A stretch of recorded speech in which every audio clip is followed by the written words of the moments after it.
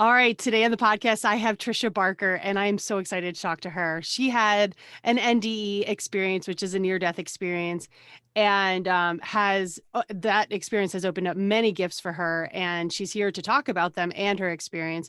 But also, she had an amazing experience going to a healing cathedral, so several times. So I want to hear about that too.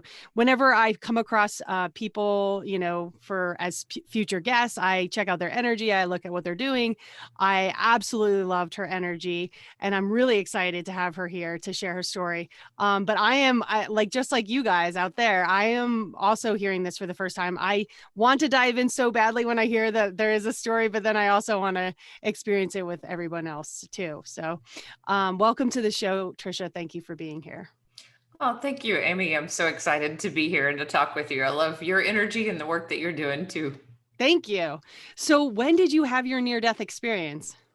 So, I was a college student when I had my experience, and this was really life changing because I was agnostic at the time and I was struggling like a lot of college students might be. I suffered profound child abuse, sexual, physical, emotional, verbal, even some spiritual abuse. And that's kind of what caused me to be agnostic. And so Hmm. I went to college with a lot of scholarships. I felt great about life. I felt like, oh, I'm going to take the world by storm. And then I realized, wow, I'm dealing with deep depression. And this is much harder than I realized. And I remember just having these moments of extreme loneliness and sometimes even panic about death. So when I was about to graduate, I was going to run the Austin 10K. I went to UT in Austin. And on the way to that race, I had a massive car wreck. So I broke my back in three places. Oh, wow. I immediately lost feeling in my left leg, and my body was slumped over to one side. I could not even reach into my glove box for my license and registration. And I knew my body was so hot. I knew that something was deeply wrong and that, I was going to need surgery. And all I could think about was the physical, though. Am I going to walk? What's going to happen? Oh my God, I broke my back. How am I going to heal? These were the thoughts that I had. I didn't have health insurance. So I Oh. waited 17 hours before a neurosurgeon decided to take me in as a patient and take me in. I had massive internal injuries. There was a lot going on. So I remember when I went into that operating room thinking, well, I'm young, I'm strong. I was, running, training for a race. Certainly Hmm. I'm going to make it. But there was a little line that said 17% chance of death. And I thought, well, that's just higher than I thought it should be. This is just back surgery. Come on. Wait, was that like in a disclaimer or something that you had to sign off on? Oh, okay. Wow. And I guess maybe because of the internal injuries. But as I went in, I just went under, and somewhere in the middle of that operating room, and I know that it was midway through the surgery because my back was opened up, my hip was opened up. They were taking bone from the hip, placing it into the back, and I just lifted up out of my body. And I Hmm. felt so much peace. Those first few seconds outside of form, I no longer was attached to the body. And I know we in our bodies feel so much attachment to it and fear of pain, but I just remember looking at it and thinking, well, that's pretty bloody. I didn't expect surgery to be like that. And then I was also like, yes, we go on, just so excited. I thought that I could convince all my agnostic friends just with that first moment that we go on, that because that consciousness felt so much larger than anything I'd experienced in the body. And I took a lot of pride in my brain and studying and doing well in school. And this consciousness just felt extreme. I don't know how to describe it other than suddenly there was clarity. There was nothing, there was no limiters to consciousness. And so I was outside of body and I saw these light beings or angels. I didn't even know what to call them. I just knew that they were about 9 feet tall, highly intelligent, and the most calming forces I'd ever seen. And they talked telepathically. So they sent this light through their eyes and into my spirit form, telling me I'd be fine, that I'd walk, I'd run. And then they did this amazing thing where they sent light through the back of the surgeons, through their hands and into my body. And I Wow. saw the bone fragments would be picked out, that, everything would be fine. They were basically giving me a light healing. And I was so amazed. I thought, do neurosurgeons know that angels work through them? And I thought they probably don't. Oh my God, but I've got to tell them. Like this That's was awesome. this was my first thought. I thought they're so smart, they're so engaging, but here they are assisted by the other side. And then after the angels were working on me, I noticed that the monitor flatlined and everyone stepped back. So the anesthesiologist came running around and the surgeons kind of put their arms up and stepped back. And I was like, how are they going to revive me? This is really kind of strange because my back is very fragile. Do they have to lift me up? What's going on?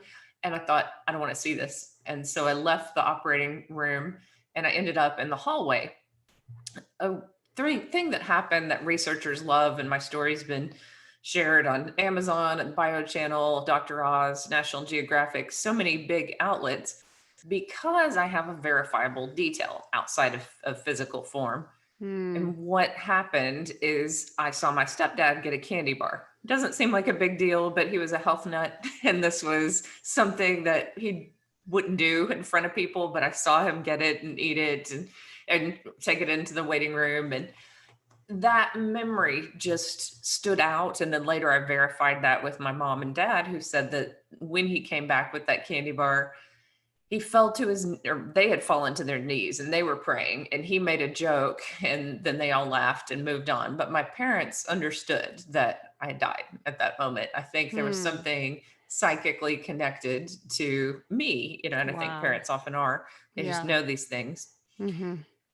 And so that was just the first part of the near death experience. Do you want me to go on and tell the whole story? Absolutely. Yeah. Definitely. So the next part was really this moment where I kind of flew over the night sky in Austin and I thought about everyone I had ever been connected to. Wow. And I just felt love for everyone. That's the only way to describe it. It's like, even if someone had just handed me a cup of coffee or they're in my class or whatever, I just felt like, hey, have a great life, enjoy it. I might not be back. I was already experiencing this freedom, kind of like a bird or something, where you're just flying away and you just don't care. There was no fear. I didn't feel a moment of fear, just exhilaration and Hmm. happiness and peace. And as I kept kind of flying through this night sky, it was like everything transitioned. Sometimes people talk about a dark tunnel. I just was in the cosmos, in the stars. And as I floated in the stars, I felt so much joy, so much peace, and so much understanding coming towards me. It, almost as if there was this consciousness or this light Hmm. that was supporting me in a way, but also asking me to review part of my life. So I saw my life kind of float in front of me like the life review, and moments in nature were beautiful moments. So I heard, be like a little child, remind them to go to nature. And that message seems so simple, but it has played out in so many different ways, which I could just go on and on about, with healing and life. And nature is very grounding and it just teaches us the truth of who we are. And we're so disconnected from truth. But that was part of what I heard on the other side. And then I heard love is all that matters and all that we take with us. Hmm.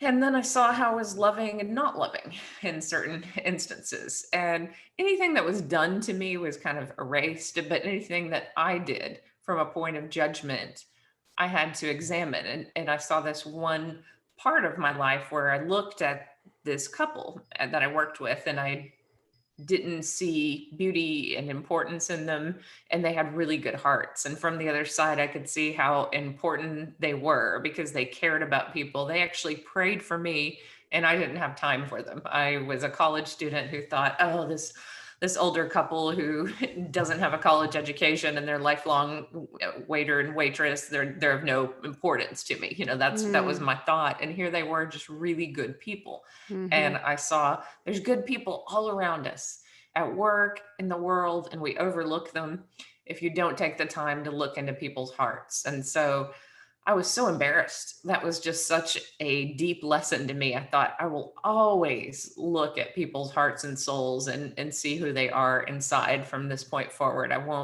won't be misled, from that point forward. And then the next part of the near death experience, I transitioned quickly into this green space, which looked like a holding place, but it was very natural. The grass was deeply green and kind of swayed in the wind. I felt even deeper peace, and my grandfather was there. Oh, My wow. He Huh. was the only person who had died, and near death experiencers generally don't see someone alive. Only a few instances where that person is like in a coma or um, deeply altered in some way. Do they talk with their spirit? But the my grandfather had died at 70 something, 72 of leukemia, but in the afterworld, he looked like 35, 38, and he just glowed like with a tan, and his eyes were just deeply blue. And he just looked like this epitome of health and happiness. And like the angels, he communicated with telepathy, and he was there to show me unconditional love. And he said that I could wait with him if I felt at peace there, or I could keep going. And when he said I could keep going, I thought, oh my gosh, he means go to God. And I said, I'm sorry, I've got to go there. And I just took off flying towards that light of God.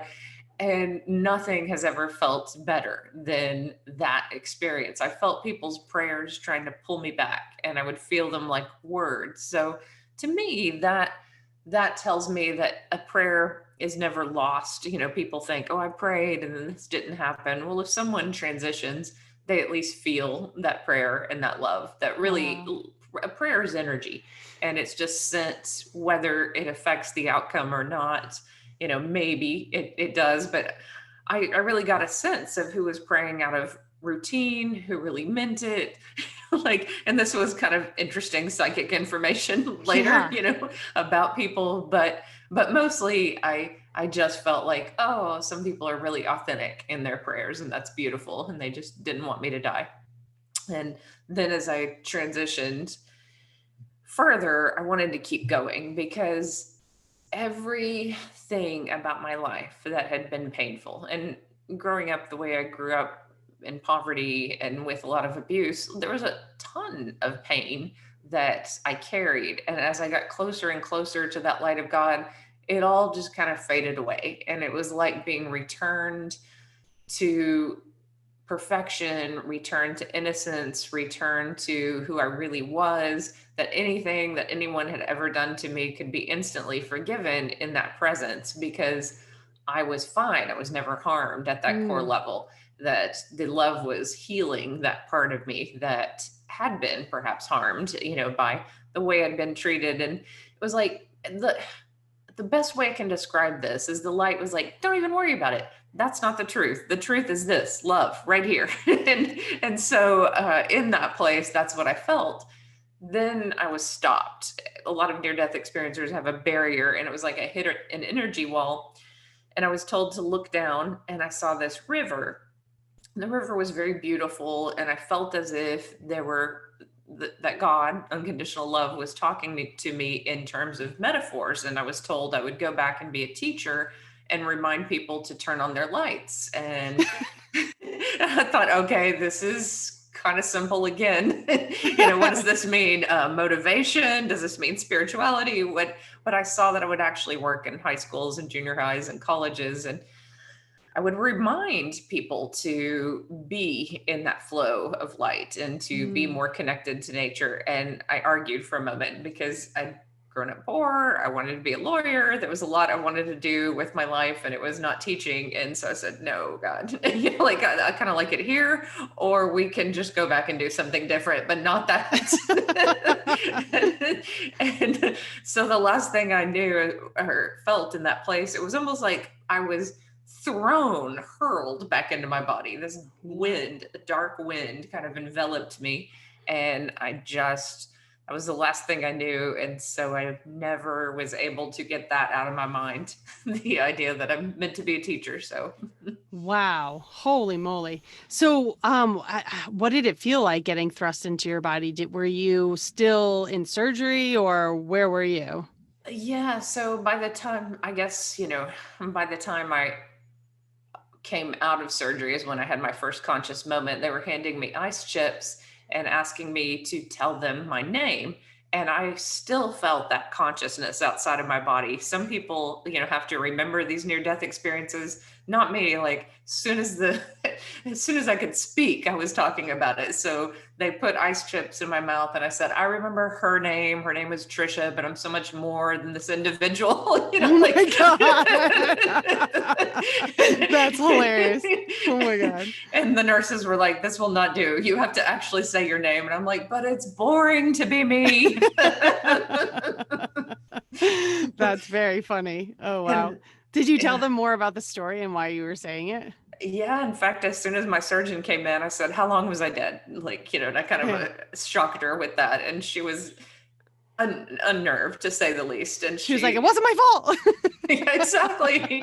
Yeah, she's a good surgeon. And she was like, you're going to walk. You're going to be great. You're fine. We thought we lost you for a couple of minutes, but don't think about that. Let's just move forward and Right. focus on healing. And you're getting some blood transfusions. You lost a lot of blood. And then later I found out I had bled to death on the operating table. Oh, wow. Okay.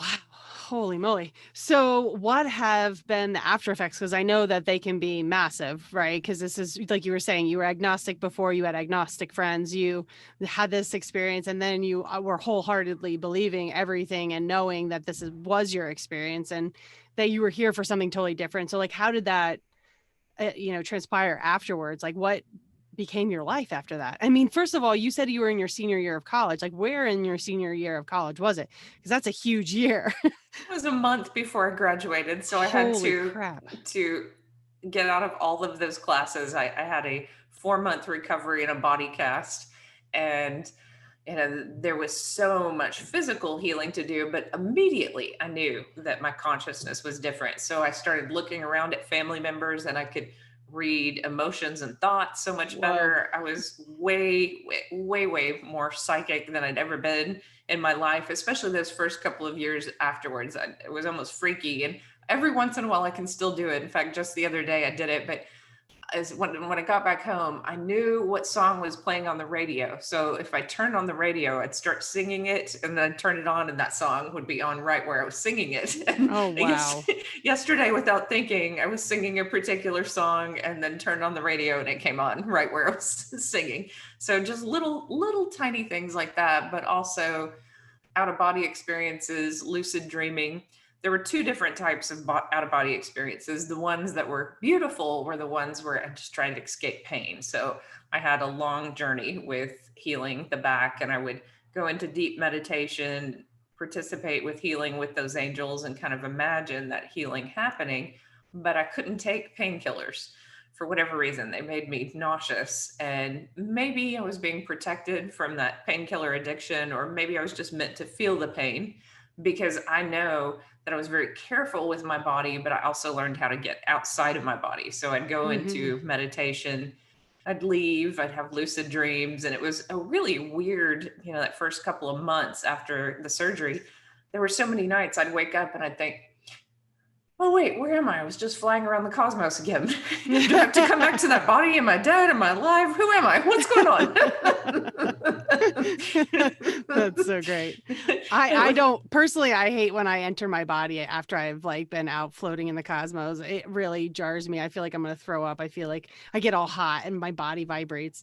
It's one of the worst feelings for me. So I'm not very happy when I return. you understand. And if you were Yeah. returning to red hot like poker, that these my back is fused the way they fused at 94s with a lot of metal, and so there's just Mm, like huge Harrington rods in my back holding it together, and so it just felt as if a poker was in my back, or a sword. And so yeah. for so long, adjusting to that pain was difficult, but I was very positive and very grateful. And I think that was part of how I healed, was that spiritual connection, getting out of body, and really just, I was grateful for every step. I knew that, if it took 10 steps on this first day, well, I'll take 20 the next day, and really just kept pushing myself through the pain, but not to a point where I'd reharm myself again. And that was a big part of the healing journey. Wow. So were you about to talk about the cathedral, the healing cathedral? Is that what you were That just going to say? that Oh, came much later. The The first part of my journey was really just healing the body, and that took about a year before I went back to college. And I had so many experiences because of this near-death experience. I mean, never before had I seen ghosts or experienced, these things on this level. But I went back to campus and started telling people, about my experience. And some people were totally open, and some were at a party and like, ew, and, like horrified, walked away. And, there were a variety of reactions. And mostly older hippies enjoyed my stories. So not so much people my age. I've been waiting a long time for young people to wake up. And so, for the most part, young people weren't open, but some were. And so Mhm. this friend of mine said one afternoon, he was like, well, do you see spirits now? Do you see angels now? If you saw that in that experience. And I was kind of sad. I looked down for a moment and thought, I don't.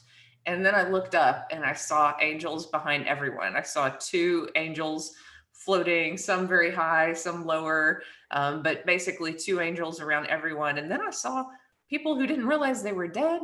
Maybe they were just walking the streets as ghosts, and there was just like a lot, or maybe guides, I don't know, but there was just a lot more going on than I realized.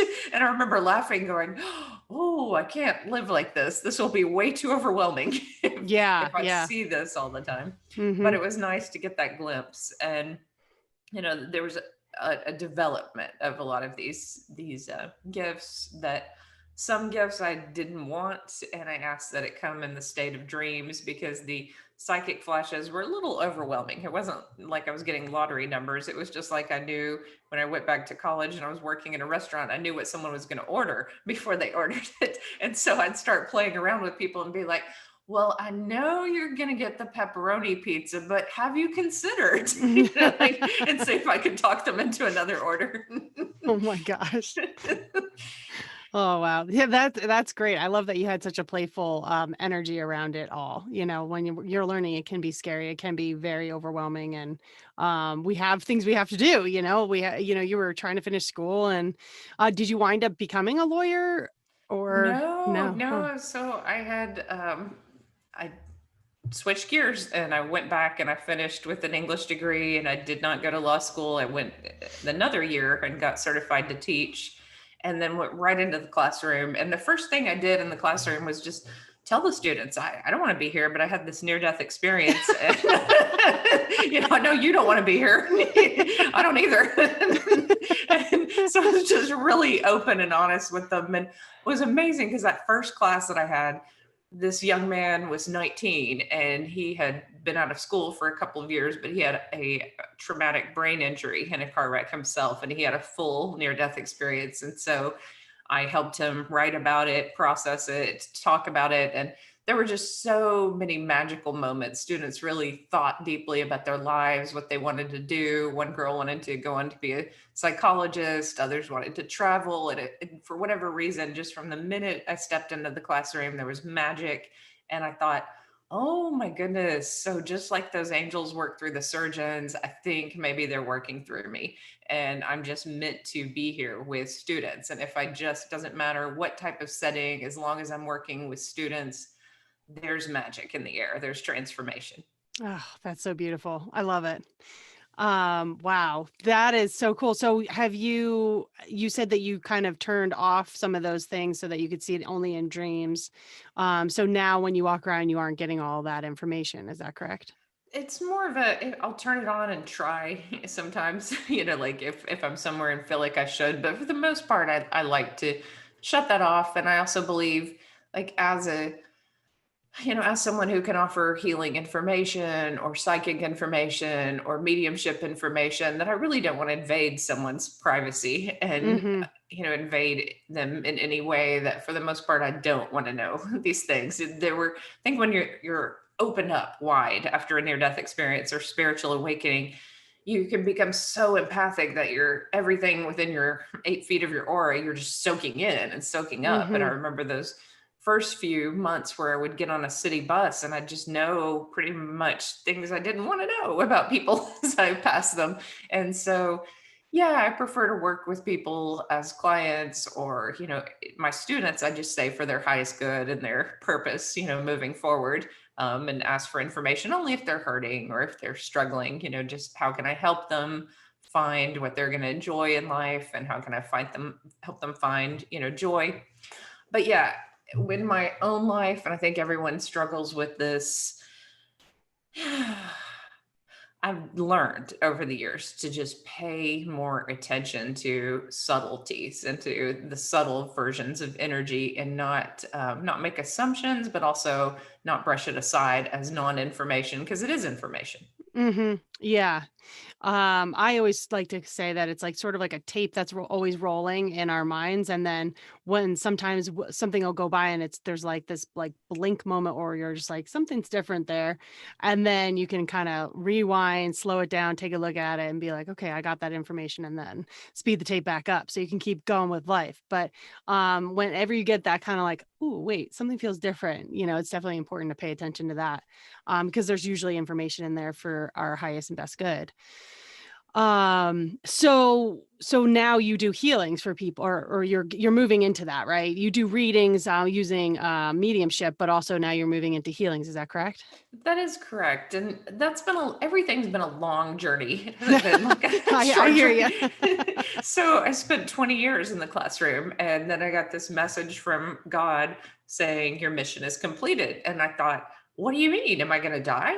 And right at the time I had all these health complications. I had, Hashimoto's thyroid disease. And I also had like after 20 years after the accident, my back really began to hurt and my neck began to hurt, and there was a lot of degeneration. And I began to think, maybe I do have a short life. Maybe this is not, I'm not going to be here on the planet for a long time. And what do I want to do?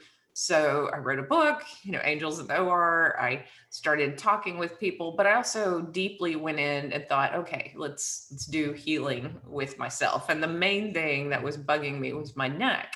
And I went to this cathedral um, called Chimayo in outside of Santa Fe, and it was one of the most amazing experiences beyond the near-death experience. The minute I stepped into that cathedral, I felt this healing power of Christ, for lack of a better term, and then this consciousness just kind of entered me, and I saw that unfortunately I wasn't going to have an easy journey with this healing, but I was going to begin with emotions. And so I was going to start deeply healing childhood wounds, like really addressing them, not just moving forward and being in service and being this wounded healer, but healing myself. Mm. And so I spent a year looking at all different kinds of healing modalities, and I was lucky enough to have money to do that, to spend on that. I basically taught and worked on my healing for an entire year. Then I went back to that cathedral, and that next year I came back out, and 2 days later I found a NUCA chiropractor, and basically all that pain in my neck was immediately gone. So it was magic to me, and it's still magic to this day. That, I mean, it was a level 9 or 10 pain. I was talking with surgeons. I was like, what do we need to do? Most surgeons said I couldn't be able to move my neck up, that it was just fused in a way that was too painful. But I was like, no, I'm going to figure this out. And so I literally went from level pain 9 to 0 in one treatment. So And that this is called was, a NUCA, you said? yeah, I've never heard of that. NUCCA. So it's upper cervical adjustment, and it's through radio frequency. So it isn't popping or anything. Oh, People can wow. do it with their hands if they're talented enough, or they have a radio frequency pen, not that zapper pen that a lot of chiropractors use, but this is just working on that first vertebrae. And sometimes they'll work on the ear, but it's just like light touches, and I don't know how to describe it, but it does work miracles for some people because it just aligns the entire spine. And Rolfing also is great. I've added that as an additional practice for lower back problems. But I mean, the physical healing was just instant. And I attribute it to going to that cathedral, because had I not gone to that cathedral, had I not just Right. felt this intuitive urge to drive to Denver, find a NUCA specialist, try it there, and then get referrals where I live, I just don't think I would have had that healing experience. So it was just something was set in motion. And I also think it's kind of interesting that Louise Hay says, if you have trouble turning your neck from side to side, sometimes you're not seeing other perspectives. Hmm. And what I was having trouble doing was forgiving and just accepting parts of my childhood and moving beyond it. Because even though the near death experience showed me this deep, unconditional love, I still had to deal with family members. I still had to be back in this life, and there's still Right. the body still holds trauma. So the spirit was fine and healed over there, but Hmm. I came back to this body that still held trauma in it. Hmm. Yeah, a lot of people are starting to wake up to this understanding that there is trauma stored in the body. And while our minds can be okay with something or our spirit can be okay, our energy is still holding on to that trauma and wants it to release so that we can move forward and not feel triggered anytime we see that person or think of that experience or anything along those lines. Um, so, yeah, and I do think that because you did do that emotional work in your neck area, that it was probably priming you for that release with the Nuka chiropractor, because we do heal in layers, and it's not always obvious what those layers are and what order we should go in, but usually I think starting with the emotionals is really probably the number one thing we should go to, from what I've seen. What have you seen? Do you think that it is the emotional that is probably primary? Yeah, I'm so curious. So I've looked at so many different things, and I think there's healing in many modalities, and I think it's individual to people. I love theta healing because it works with stored memories from ancestors, from past lives. I've done a few past life regressions and had major breakthroughs in my life. I was kind of skeptical. I thought, oh, am I just going to be making this up in that state? Because that wasn't information that I got from my near death experience. But I really feel like past life regressions done in the right way can help us work through physical pain, emotional blocks, blocks to abundance, all kind of things. Hmm. Like there's Yes. Yeah. there's a really powerful memories that somehow get stored at a soul level from past lives. So that kind of release is fascinating. The latest thing that I've discovered, Bill McKenna and Cogno movement. I don't know if you've heard of it, but it's like Oh. EMDR on steroids. This stuff is powerful and it looks a Wow. little funny. They You're usually do. I know. If you get a big group of people out there, it's really interesting. But you can get a beach ball to begin with, because of the colors, and basically you move it in different movements, like a figure 8 pattern, and that's the eye movement pattern that's similar to Hmm. EMDR. So you think about a feeling, and then it really does. I've done this therapy, and I could feel my brain reorganizing and integrating certain memories and releasing them. And it was super powerful. I really think people should work with someone if they do this. Don't just buy the ball on YouTube like I did and do I like your style. it. Yeah, I'm just going to jump in. That's great.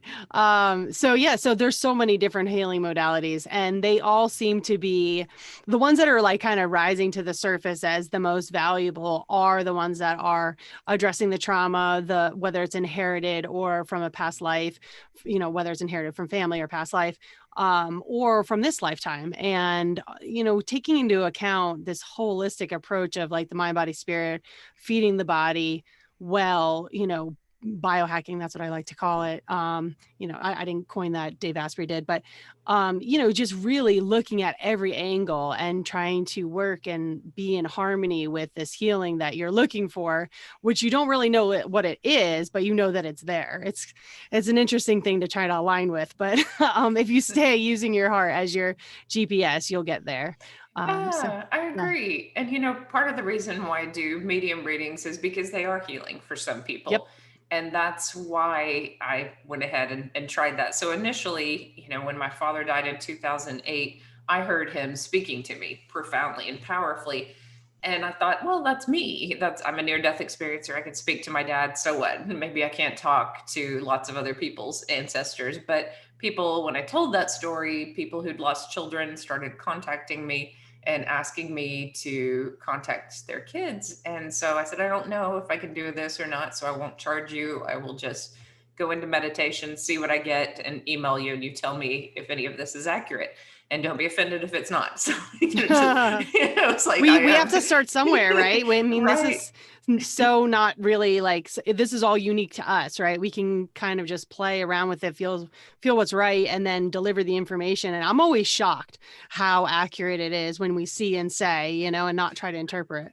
I know. And what hit me with one of those first readings is that a son told his mom this was not your fault because she had told him to wait to get his car fixed and he had died in a car accident. And he explained why, and she was relieved of this guilt. And he gave her specifics about how to live her life differently and to stop grieving and treating her body badly, and really, just kind of set her back on her own healing path, and set her free from some of that guilt and Mm. shame. And I just thought, oh, wow, this is really powerful stuff if it's used for healing, Mm-hmm. and it's not used for my ego, like, oh, I got this information, or, just to chat about something. It's really used for healing. And more spirits are telling me that they want to come through and heal. So say if you didn't get to spend much time with a grandparent, they want to give you that love and energy of what it would have been like if you had had that time, so that you carry it with your soul. If there was an absent dad,